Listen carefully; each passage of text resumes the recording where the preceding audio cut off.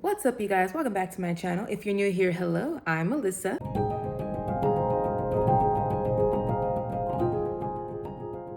Today is the day for another advanced movie screening day, and for some reason, I have decided to say yes to go to the screening for Poor Things by, let me look up his name. I had to look it up because I don't want to mispronounce. Yorgos Lanthimos. He's directed The Favorite. He did the Lobster. He did Killing of a Sacred Deer. I liked maybe the first half of The Lobster. Fell off for me in the second half. Never watched Killing of a Sacred Deer.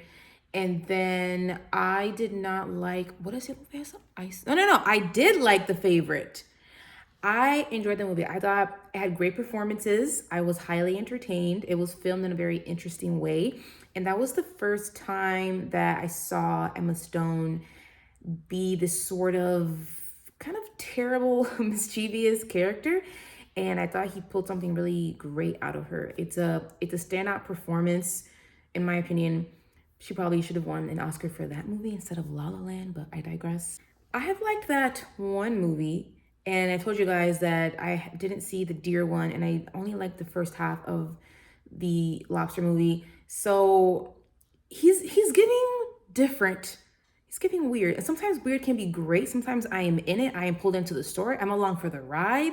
So I don't know how I'm going to feel about Poor Things. I have seen the trailer, but I couldn't really tell you what it's about. It just feels, and it feels abstract, because I guess that's just how this man's mind works. So I am jumping into this cautiously, and let's see how this goes.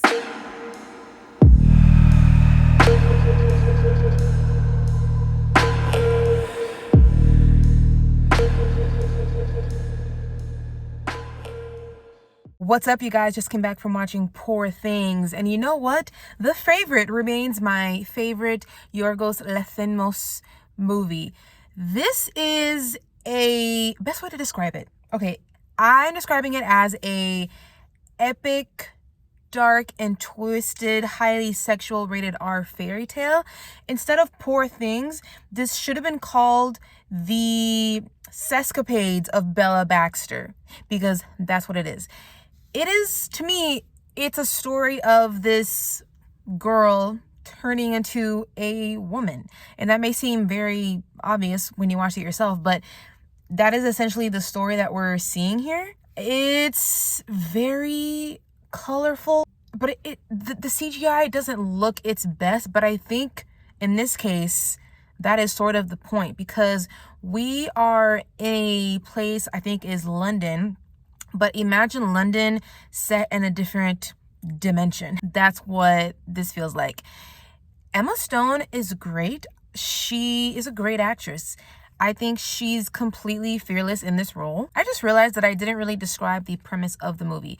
So we are introduced to Willem Dafoe, who plays this sort of mad scientist with a scarred face. And then we're introduced to Emma Stone, who is sort of like his creation. I don't remember if this is part of the trailer, but I'm about to give you some minor spoilers here. But it happens very, very, very early on in the movie, so I'm barely counting it as a major spoiler. So when he found Emma Stone's body as an adult woman, she was pregnant. When he found her body on the beach, he took it, because, mad scientist, and then he basically took out her baby from her stomach and then placed the baby's brain into Emma Stone's brain. So essentially you're watching an infant inside of a woman's body. So remember earlier I told you these are the sescapades of Bella Baxter. But keep in mind, she has an infant's brain, so it does make for a creepy watch sometimes. But I will also say there are times where you are forgetting that she's not actually a full-grown woman doing all of these things. But because it is also a story of how she is growing up and becoming a woman, that is the reason why you're able to kind of forget that she's actually an infant. there are some things that I did appreciate about it. I think it was technically well made. The use of the cinematography made sense to me. There are a lot of these very like wide shots, and I think this is something that is part of the director's style, because I do remember him using the same type of style in the movie The Favorite. He loves to tell stories, I can tell, about people who are feeling trapped by their circumstances, their choices. And that is very much Bella Baxter's story. You see her kind of controlled by the men in her life. First, it is her Willem Dafoe mad scientist daddy, and then it is eventually another character played by Mark Ruffalo. Other things that I like, in the beginning of the film, it starts off as black and white, and then when Bella is finally, set out into the world and she's on to her adventure, it is back to Technicolor. And that made sense to me, because as she is venturing out, this infant adult woman, we're seeing color because her world's just getting bigger, it's getting bolder, and she's just so curious. Emma Stone is great. She plays this character who just basically has no filter.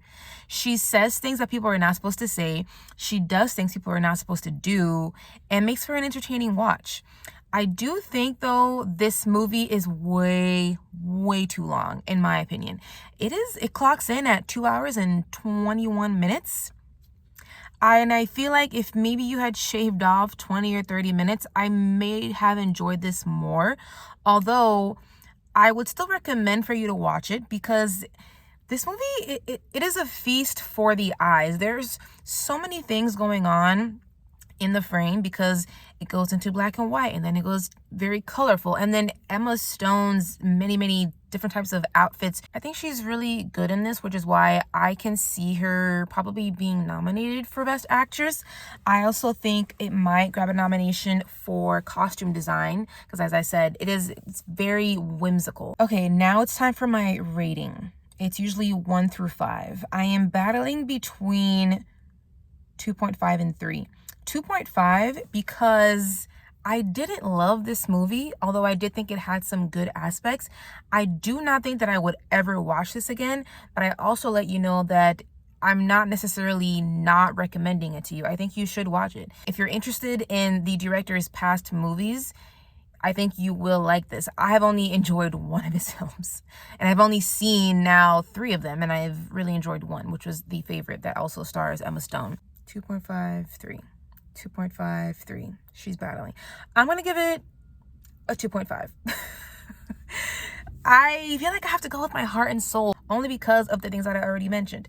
I think it's technically well made, it's well performed, it's well shot, but I just didn't enjoy my entire time with it. It just should have been shorter. The runtime was just killing me by the end. I was just kind of like, this is still going on. Is anybody else just like, ready to hit the hay? So for those reasons, I'm giving Poor Things a 2.5 out of 5 stars. Thank you guys so much for joining me at the movie theaters today. Next up, I will be watching the new Hunger Games movie, The Songs of Snakes and something. I forget the subtitle of it, but that'll be something to watch. I'm excited mostly for Viola Davis. She's playing somebody who's like a villain, and then Peter Dinklage, who's like a legend of an actor. And even though I was obsessed with the books back in the day, and I also obsessed over the movies back in the day, I actually have not read that prequel book, because I just never felt the interest to learn the villain origin story of President Snow. But I'll go watch the movie. So if you guys are interested in that, please hit that subscribe button, hit the like. The like really helps me out, because it's showing YouTube that you're giving me engagement, and they like to see that. It helps to elevate the visibility of the video. And thank you guys again for joining me. I'll catch you guys next time.